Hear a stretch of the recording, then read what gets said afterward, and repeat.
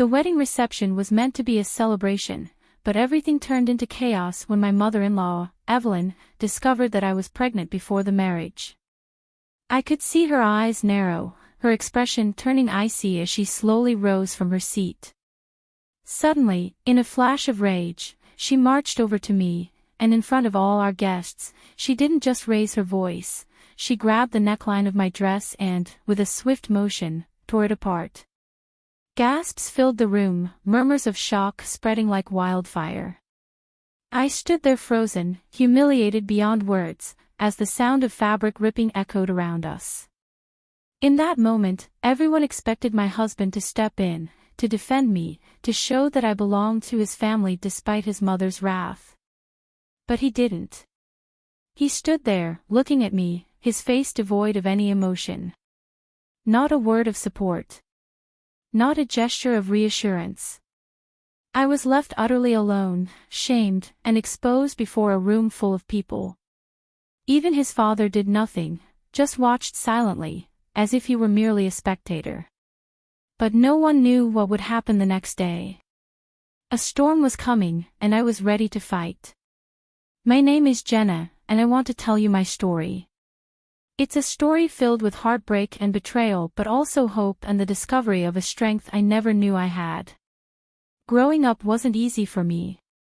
I was raised by my grandparents, who took me in after my parents passed away. They did the best they could, but we never had much. I learned early on that life wasn't fair and that I had to fight for everything I wanted. I focused on my studies, determined to build a life for myself. Instead of becoming an accountant, as I had once dreamed, I ended up pursuing a career as a software developer, hoping that the field would give me the financial security I longed for. By my late 20s, I had finally landed a good job at a tech firm in a small town in Ohio. I thought I was on my way to building a stable future. That's when I met Daniel Hastings, a man who seemed like everything I had ever hoped for. He was handsome, confident, and came from a well-to-do family that owned several businesses. Our romance was fast and passionate, and it wasn't long before I found myself swept off my feet, believing I had finally found a place where I belonged. Everything changed when I discovered I was pregnant. I was terrified yet excited and thought Daniel would feel the same. I still remember the day I told him. We were sitting in my small apartment, and I could barely get the words out. "Daniel, I have something important to tell you. I'm pregnant." His reaction wasn't the joy I had hoped for. Instead, his face turned pale, and he began pacing the room. "How could this happen?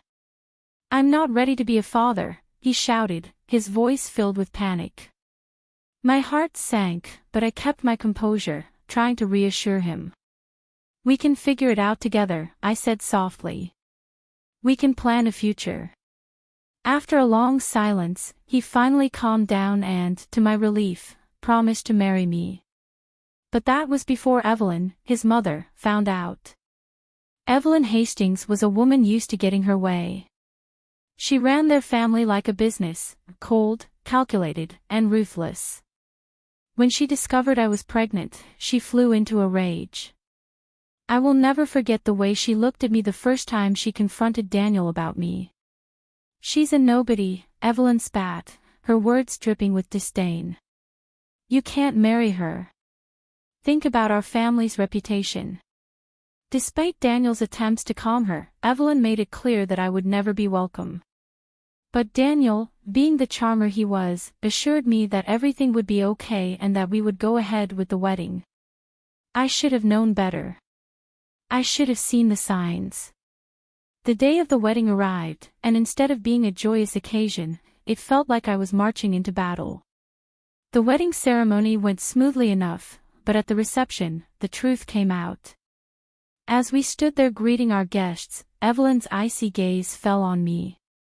I barely had time to react before she stepped forward and tore my dress apart, shouting, "You think you can trap my son with this baby?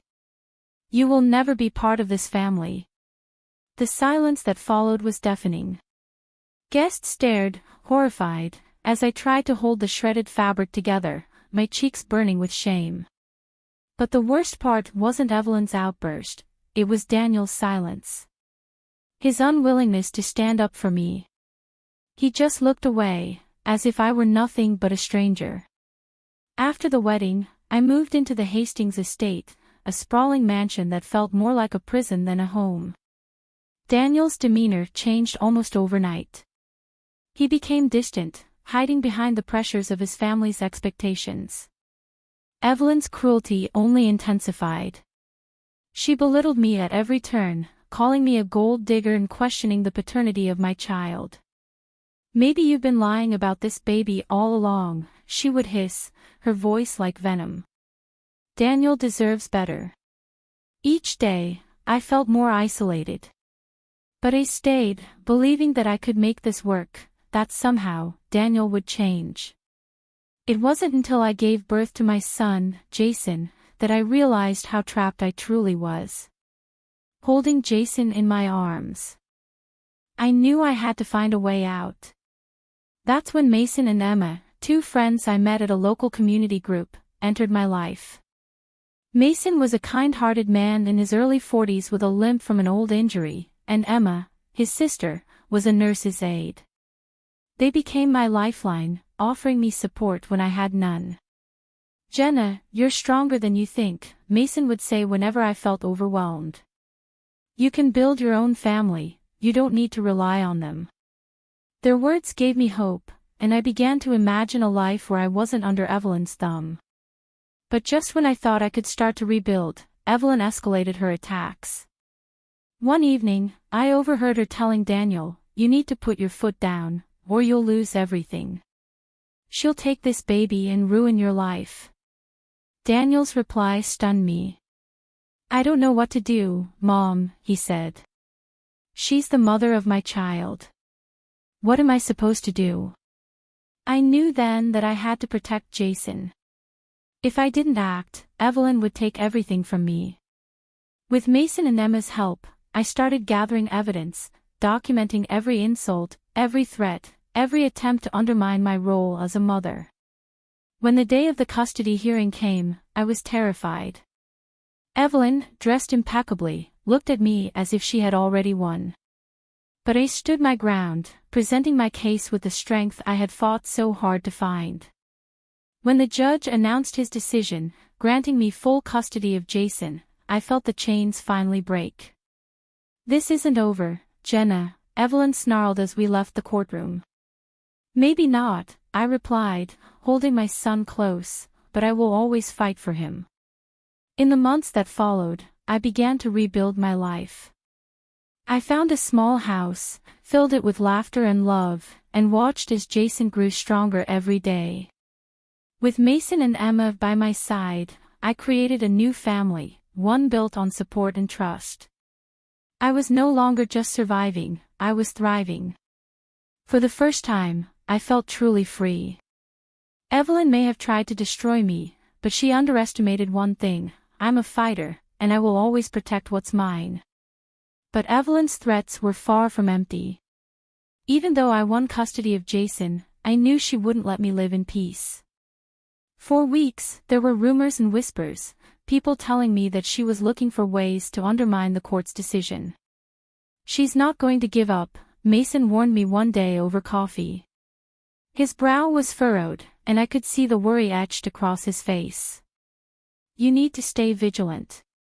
"I know," I murmured, glancing down at Jason, who was playing quietly beside me. The thought of losing him sent a chill down my spine. I tightened my grip on my coffee cup, determined not to let fear take over.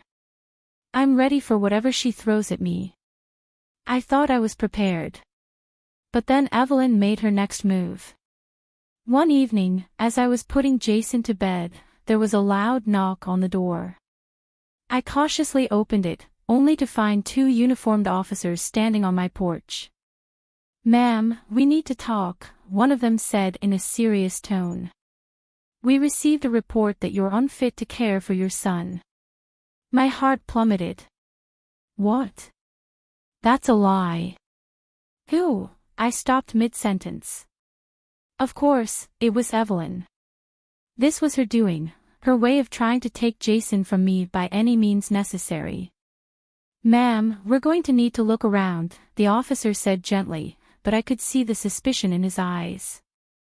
I knew what Evelyn was trying to do, paint me as some sort of unstable, negligent mother. And if I wasn't careful, she could win. "Go ahead," I said, trying to keep my voice steady. "You won't find anything." They moved through the house, checking every room, while I stood there, my stomach in knots. When they were done, the officer nodded. "Everything seems fine here, ma'am, but I suggest you be cautious.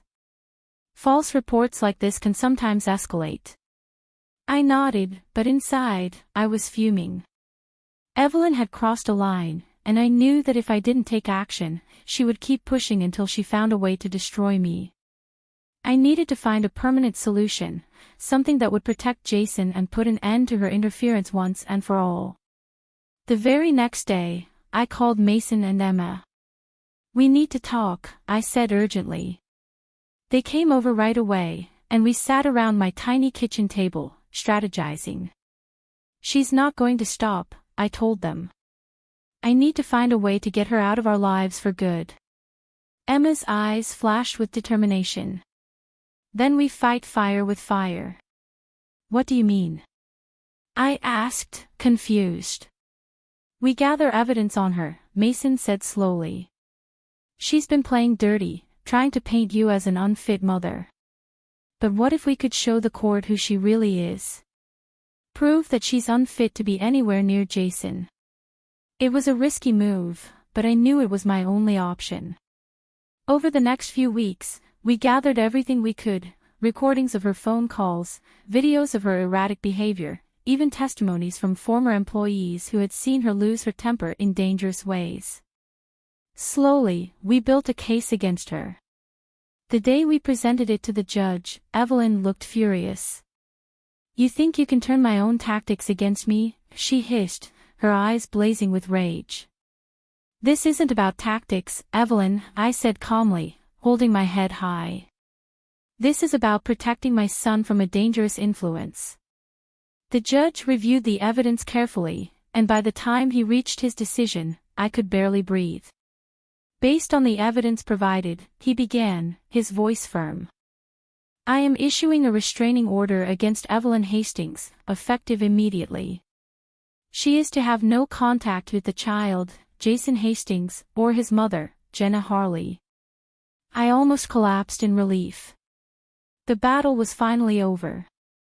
Evelyn let out a furious shriek as the gavel came down, but I didn't care, I had won. Jason was safe. In the months that followed, life slowly returned to a sense of normalcy.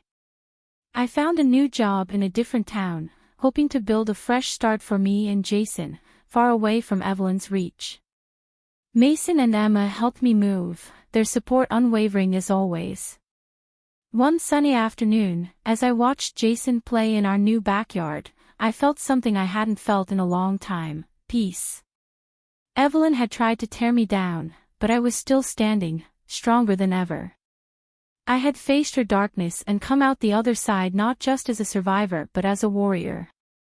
Mason and Emma were there too, sitting with me on the porch, laughing and enjoying the simple pleasures of life. They had become my chosen family, the people I could count on through thick and thin. We might not share blood, but we shared something deeper: loyalty, love, and the unbreakable bond that comes from facing adversity together. As the sun set, casting a warm glow over the yard, I turned to Mason. "I couldn't have done this without you." "You didn't need me, Jenna," he replied gently. "You had the strength all along. I just reminded you of it." Tears filled my eyes, but they were tears of joy. For the first time in a long time, I felt like I had truly found my place in the world. I wasn't just a mother struggling to survive, I was a woman who had fought for her family and won. Evelyn may have lost the battle, but she taught me something important: I could face the worst and still come out standing. I would always carry the scars of this experience, but I would wear them proudly. They were proof that I was unbreakable. I looked down at Jason, who was giggling as he chased a butterfly around the yard. "We're going to be okay, baby," I whispered softly. "We're going to be more than okay." Because no matter what the future held, I knew one thing for certain: I was finally free to build the life I had always dreamed of for myself and for my son. We had faced the storm, and now, at last, the skies were clear. Together, we would forge a new path, one filled with love, strength, and the promise of brighter days ahead. In the months following the court ruling, life gradually fell into a peaceful rhythm. I found a small house in a quiet neighborhood, far removed from the chaos of the Hastings estate. Each morning, I watched Jason grow stronger, his laughter filling our home with warmth. I started working remotely, developing software for a small firm, and the simple joys of our new life, like Jason's giggles as he chased after butterflies in the backyard, became my source of strength. Mason and Emma remained constants in my life, visiting often to check in and lend a helping hand. They had become the family I always longed for, proving that love and loyalty are not always bound by blood. One evening, as I sat on the porch holding Jason close, I finally allowed myself to breathe. I was no longer surviving, I was thriving. I had fought for my son, for our future, and against all odds, we had won. The scars of the past still lingered, but they no longer defined me. Instead, they served as reminders of the strength I had found within myself. For the first time in a long time, I felt truly free and hopeful about the future, ready to embrace whatever came next.